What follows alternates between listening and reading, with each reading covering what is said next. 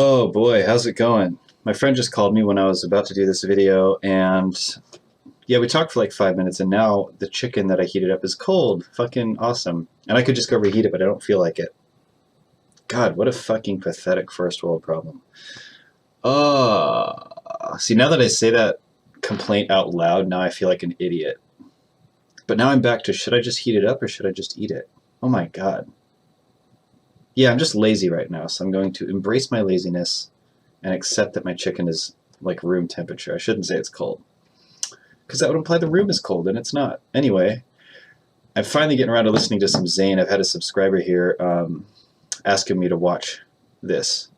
Whoa, I just fucked the screen. Let me go to a different screen and... God damn it. Try to do this shit efficiently. I want to give a shout out to that subscriber. Who is it? Oh boy. I am so sorry this is taking so long. I'm literally just probably going to edit this out. Alright, so the subscriber is, or I think he's a subscriber, I don't know, but he's been commenting, and it's Cheyenne Ahmad, or maybe it's Cheyenne. I don't know. I've known some people in my time with that spelling, and they've said it both ways. So I'm going to say it both ways and hope for the best. Alright, well, it's about time I get into that video. So, jeez, is there anything left to do but hit play? Got to get into the mindset. I'm listening to Zayn. I'm not sure I've heard any of his music. I may or may not have heard this song Pillowtalk before. This guy branched off from One Direction, right? Which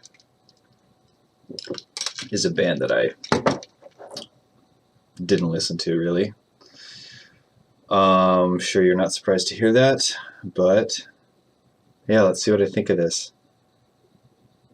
I don't know what to expect at all. I just assume that he has a really good voice, and that's going to be something that he shows off more or less in this song. Yeah, let's see what happens.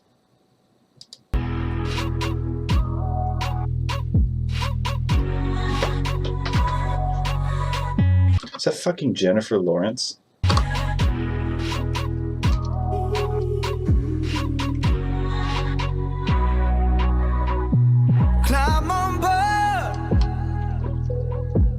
We'll go slow and high tempo, light and dark. Hold me hard and mellow. I'm seeing the pain, seeing the pleasure. Nobody but you, body but me, body but us, bodies together. I love to hold you close tonight and always. I love to wake up next to you. I love to hold you close tonight and always. Okay, it's not, but she kind of looks like it from the side, right? I love to wake up next to you. So we'll piss off the neighbors. Oh, I think I've heard this. I remember that chorus. In the place that feels the tears, the place you lose your fears, yeah, reckless behavior. A place that is so pure, so dirty and raw. In the bed all day. Actually, I think it's another sound that I'm thinking of that follows that same pattern. This happens sometime when I listen to pop music. It always sounds like it's taken something from something else. Man, what is that from? It's gonna bother me. It always bothers me when that happens. So far, I think it's a cool video. He has a really good voice. I don't know. I'm not really drawn in that much, I guess. I'm not like turned away. I'm not annoyed. I guess I don't really have any strong feelings either way yet, but I feel like I'm close to having some.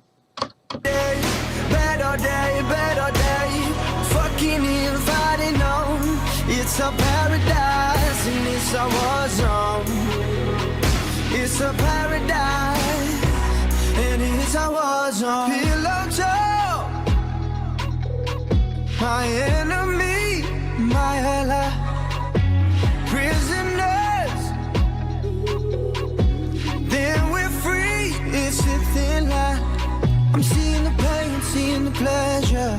Nobody but you, body but me, body but us, bodies together.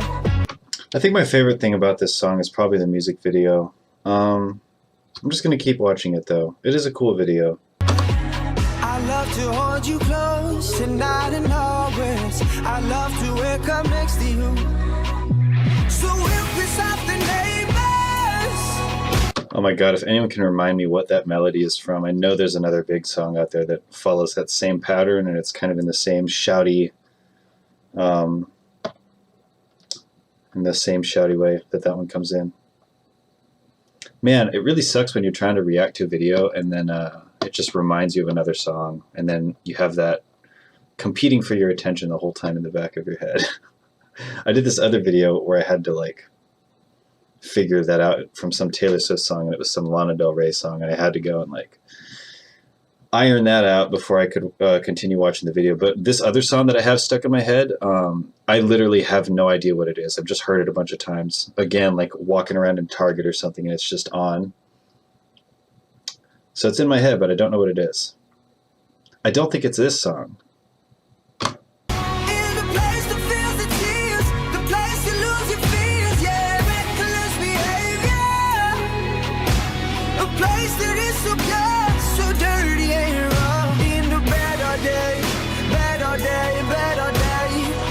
A lot of songs kind of play around this cliche. I feel like I was talking about maybe 2 or 3 Taylor Swift songs even that were playing around this cliche, that it's good but it's bad. You know, he's kind of saying that like it's a paradise but it's a war zone. But this song kind of draws out on this idea that it's a paradise but a war zone, or it's good but it's bad.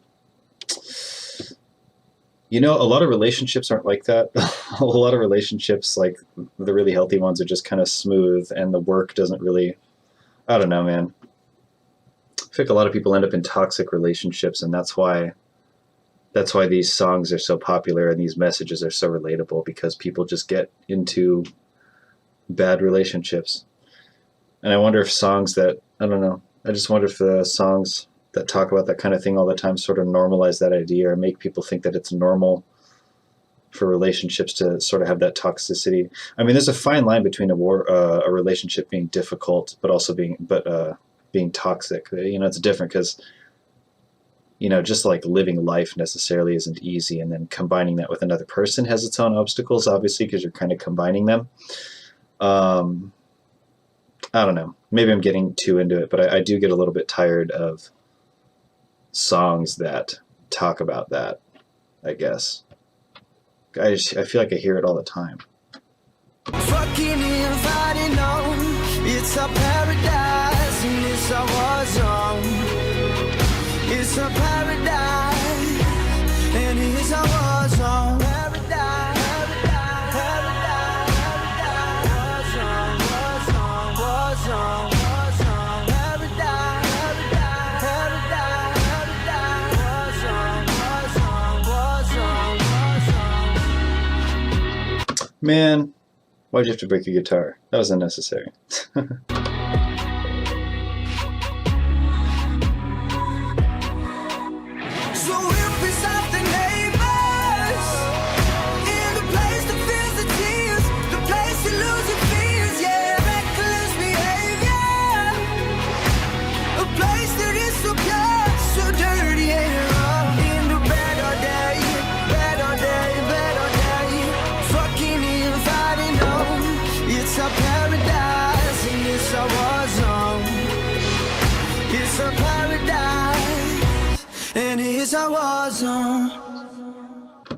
Okay. Well, it's not a bad song.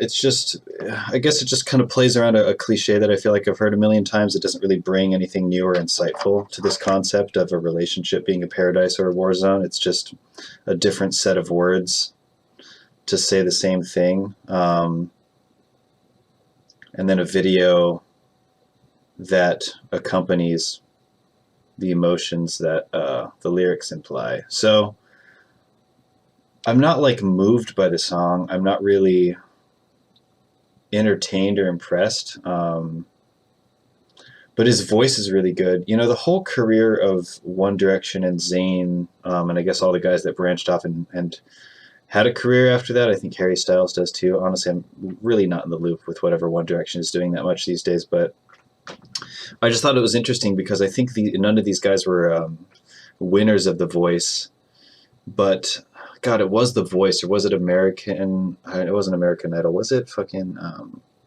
or America's Got Talent or something. Simon Cowell he has his hands in a lot of pots when it comes to these big talent showcase / reality shows. And what he does is he actually owns a record label, I think, called Psycho, which is short for Simon Cowell.